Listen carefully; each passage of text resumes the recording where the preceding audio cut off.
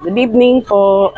Mag-real talk lang po muna tayo ngayon at magbibigay tayo ng tips at advice para po sa mga gusto nang magnegosyo, gustong mag-umpisan magnegosyo. Huwag po kayong matakot at ituloy niyo na po yan at maganda pong umpisahan yan ngayong 2024 dahil bagong taon.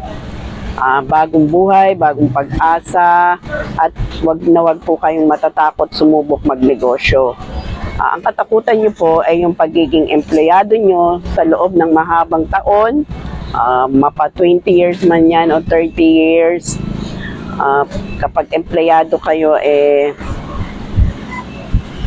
kahit anong sipag nyo, kahit anong gawin nyo na pagsisipag at talagang dedicated kayo sa inyong trabaho, parehas lang po kayo ng sasahurin ng tamad nyong katrabaho.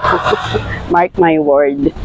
Meron po kasi akong kakilala na matagal po siyang nagtrabaho sa sa SM North, mga ganyan, sa mall. Siguro more than 20 years daw siya nagtrabaho. Pero wala po siyang naipundar at nangungupahan lang po sila ng bahay. Pero mula nung nag-resign siya at nag-try po siyang magkaroon ng tindahan, ng sari-sari store, ayan, na-share niya na po sa akin. At minsan iba-vlog ko rin po yan, isi-share ko po kung ano-ano na po ang kanyang mga narating. Mula nung siya ay nag-umpisa na mag-sari-sari store, wala pa yatang 3 taon or 2 taon mula nung siya ay tumigil magtrabaho, pero marami na po siyang naipundar. Ayan lang po ang may advice ko sa inyo at real talk po yan, kasi ang yayaman lang dyan ay yung inyong kumpanya pinagtatrabahuhan. Pero kung magnenegosyo kayo, pag masipag kayo at dedicated kayo sa inyong negosyo, ay ang laki po ng inyong kikitain, ang income at ang aasenso po ang inyong buhay.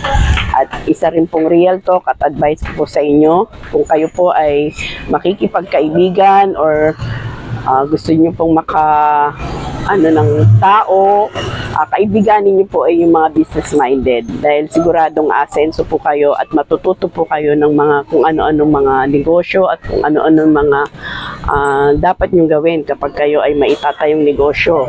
Wag po kayo makikipagkaibigan sa mga chismis-minded kasi unang-una, wala po kayong mapapala dyan. Mapapaaway lang kayo at mapapabarangay pa kayo. Yan po ang real talk. Kasi ang mga chismosa, ang mga marites dyan, wala lang pong alam gawin niya, kundi maghanap ng mga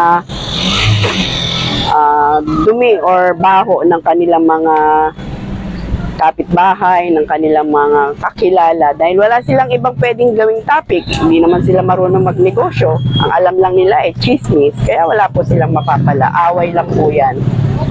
Kagaya namin, lalo na ako, dedicated. Dito lang po ako sa aming tindahan. Halos dito po ako nagtatagal. So wala po tayong time ng mga kapitbahay, makipag-chismisan. Kasi sayang lang po yung oras natin dyan sa pakikipag-chismis. Asikasuhin po natin ang buhay natin, lalo na ngayon New Year. Magbagong buhay na po ang mga marites, ang mga tina, ang mga sulsulera, sulsulero. Baguhin nyo na po yan. Try nyo na pong magnegosyo.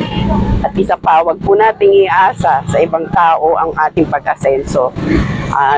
Nakasalalay po yan sa ating sarili. Kung tayo ay masipag, matyaga,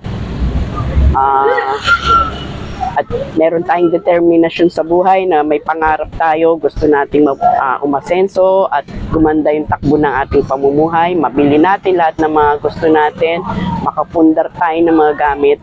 Ayan.